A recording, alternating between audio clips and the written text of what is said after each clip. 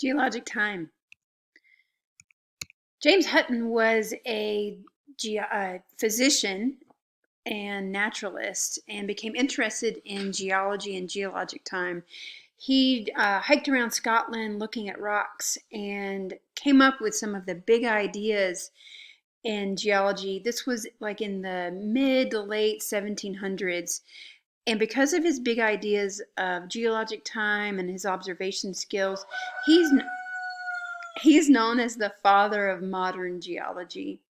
So this is one of the famous locations. It's Sycar Point in Scotland. In this image, we have those vertical gray layers. I have roosters. Vertical gray layers that are overlain by those reddish layers. So we know that those vertical gray layers are sedimentary rocks. And they were deposited in an ocean basin. They have marine fossils. They also have on the surface, the bedding, the depositional surface, they have ripple marks. And those ripple marks are like the little ripples you see in sand at the shoreline at the beach. Let me shoo those roosters away. Okay, so we have the vertical layers that have evidence that they were deposited in an ocean basin. And we know that sediments are deposited in ocean basins in flat-lying beds. Now they're tilted. So something had to act upon those vertical gray layers to make them vertical because they were once horizontal. After they were deposited in an ocean basin, turned into rock, turned vertical, later those reddish layers were deposited on top of them. That surface then, we call that an unconformity. That surface between the vertical layers and the reddish layers, that is an angular unconformity because there's an angle between the two. So James Hutton, he was able to recognize that and realize the vastness of geologic time, really understanding that the present is the key to the past, with those ripple marks that we see in the ocean are now preserved in rocks. That present is the key to the past is called uniformitarianism. So James Hutton, father of modern geology. So let's look at some more examples of things like that. So here are on the left some flat-lying sediments. These are in Utah. And on the right are the same rock units but tilted up on their edge. There we go, tilted up on their edge. Okay, so the horizontal layers and then these other ones that are tilted, something has happened to them to create that deformation. This is a big monocline that you can see as you're driving through this part of Utah. On the left are the goosenecks of the San Juan being the San Juan River, and these are flat-lying sediments just outside of, still on the San Juan River, but just maybe 50 miles outside of the town of Mexican Hat. You'll see these tilted beds. Okay. So here's another example of thinking about geologic time and how things relate.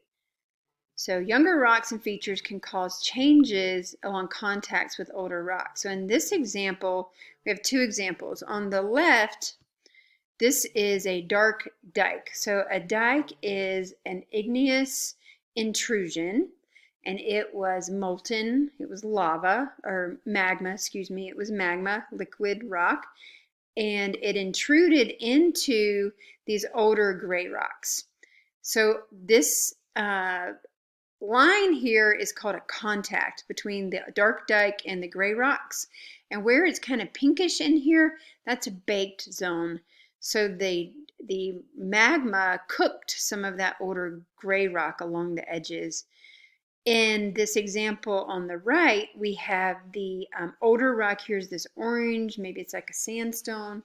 And then above that is a lava flow. So magma was in the dike. This is lava. So lava came out of a volcano and dumped out onto this older rock, and it created this baked zone along the base of that lava flow. So younger rocks, the dike, the lava flow, can cook the older rocks. We call those older rocks the country rock. Okay, let's find another example. So here on the left, these are rocks in Canyonlands National Park, and let's think about the age relationship in this image. On the bottom are the oldest rocks. You can always think about the oldest rocks being on the bottom, kind of like if you had a magazine subscription, or in the olden days a newspaper, where you got one magazine and you read it and you set it down. You got another magazine in the mail, you read it, you set it down. You got another magazine, you read it, you set it down. Each of those layers of magazines, if you wanted to find the oldest edition of that magazine, you dig down to the bottom of your pile. Well, sedimentary rocks are like that. So they're laid down in a basin, and then another one on top and another one on top. So the youngest one is at the top. So here, the highest layers are the youngest layers in the sequence. The point bar in this river is the youngest feature in this image. It's not part of that layered stratigraphy. It's just a new deposit within Canyonlands.